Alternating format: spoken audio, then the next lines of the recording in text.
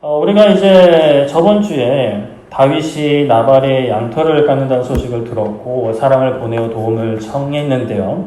그냥 막무가내로 달라는 것은 아니었고 이전에 도움을 준 일이 있으니 풍성한 가운데 좀 베풀어 달라라는 거죠. 말은 그렇게 하는 건데 그냥 좀 더 달라라는 겁니다. 그런데 그냥 좀 예의 있게 거절을 할 수도 있었는데 나발은 이름과 같이 굉장히 무시와 조롱으로 거절을 했죠. 이에 다윗의 성정과는 약간 어떤 우리가 생각하는 것과는 다르게 화가 나서 칼을 차고 나발의 집으로 갑니다.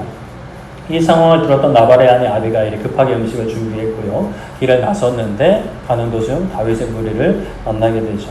아비가일은 다윗에게 이 모든 일을 제가 듣지를 못했습니다. 저를 봐서라도 용서해 주십시오. 굳이 지금 이렇게 가서 친히 복수를 해서 피를 흘려서 나중에 주인께서 왕이 되실 때 발목 잡힐 일, 후회할 일을 만드실 일이 없으십니다. 라고 하면서 이제 용서를 구하는 거죠. 다윗은 아비가일을 통해 자신을 막으신 하나님을 찬양하며 돌아갑니다.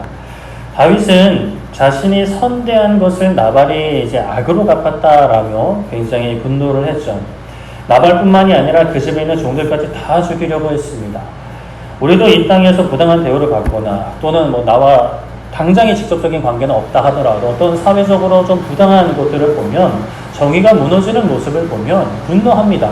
억울하죠. 좌절하기도 합니다.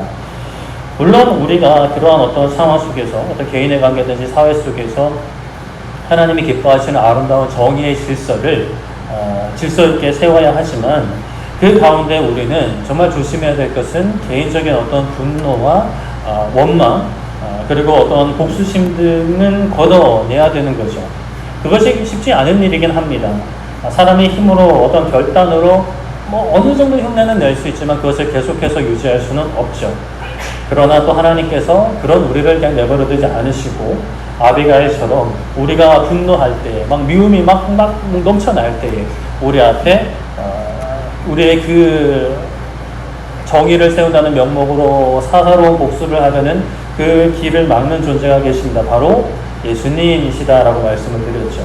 우리가 죄인 되었을 때 우리를 대신하여 십자가를 지신 그분, 내가 미워하고 분노하는 그 사람, 저 인간은 지옥에 떨어져야 돼 라고 말할 수 있는 그 사람을 위해서 십자가 지셨고 또 분노하고 원망하고 좌절하는 나를 위해서도 십자가 지신 그 예수님, 우리의 마음 가운데 어떤 미움과 분노, 원망 또 반대로 좌절이 우리의 마음을 지배하려고 할 때 그 예수님을 바라보며 우리는 하나님을 찬양하며 우리가 있어야 할 곳으로 돌아가야 하는 것이죠. 그렇게 예수님을 찾고 의지할 때 우리 안에 착한 일을 시작하신 그분께서 주님 다시 오실 그날까지 우리가 주님 앞에 가는 그날까지 이루실 줄을 믿습니다. 어떻게 지난 한 주간 그 예수님을 의지하셨는지요? 예수님을 바라보셨는지요?